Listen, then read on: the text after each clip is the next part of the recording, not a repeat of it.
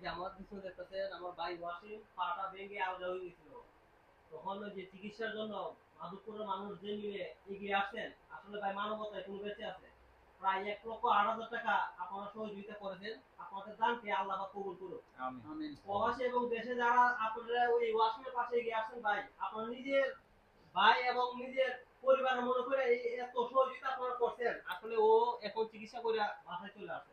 আপনাদের যে সহযোগিতা যে আপনারা মাধবপুরের মানুষ, বিশেষ করে মাধবপুরের যে মানুষ যে মিলে ওর প্রতি ভালোবাসা দেখাচ্ছেন, আসলে এই কৃতজ্ঞতা প্রকাশ করা মানে এই মনটা ভালো লাগলো যে এলাকার বাসী যে এগিয়ে আসছে, এটা মানবতা বেঁচে আছে কোনো।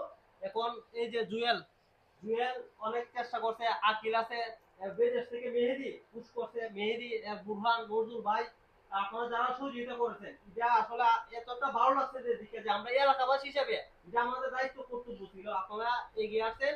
আল্লাহর রহমতে ও এখন সুস্থ হয়ে যাবে। আপনারা যারা দান করছেন, আপনারা দান দুনিয়াতে না হলে ভাই আখিরাতে পাবেন ভাই। অনেকেই আবার দান করবে যে আমার নামটা বলেন না, প্রকাশে বলতে অনিচ্ছুক করছেন। অনেকেই দান করছে, যারা অনেকে 5,000 10,000 দান করছেন, আপনারা সবার দান আল্লাহ পাক ঠিকই কবুল করবে। আর এই ভাইয়ের পাশে দাঁড়াচ্ছেন, আসলে আমরা সবাই জানাতে পারি আমাদেরকে অনেক ভালো লাগলো। আসলে দিন শেষে এটাই বলবো ভাই, মানুষ মানুষের জন্য, জীবনের জন্য আপনারা যদি দাঁড়িয়ে যান, এই যে ওয়াশিংয়ের পাশে, এই প্রত্যেকটা রুগীর পাশে যদি দাঁড়িয়ে যান ভাই, দশ মিলে করি কাজ আরিজিৎ নাহিদা, এই যে বুরহান প্রত্যেকটা মানুষই কাজে বুরহান আমরা পাই। এই জন্য এই যে একটা এই যে আজকে ওয়াশিমের মুখে একটা আসি পড়েছে, ঈদের দিন শেষে ভাই আমরা পাইছি। দিন শেষে ভাই একটা ভালো কাজ করে ঈদে কবর নিয়ে যেতে পারবে। যাই হোক, ভালো থাকবেন আর ওয়াশিমের জন্য সবাই দোয়া করবেন। আল্লাহ।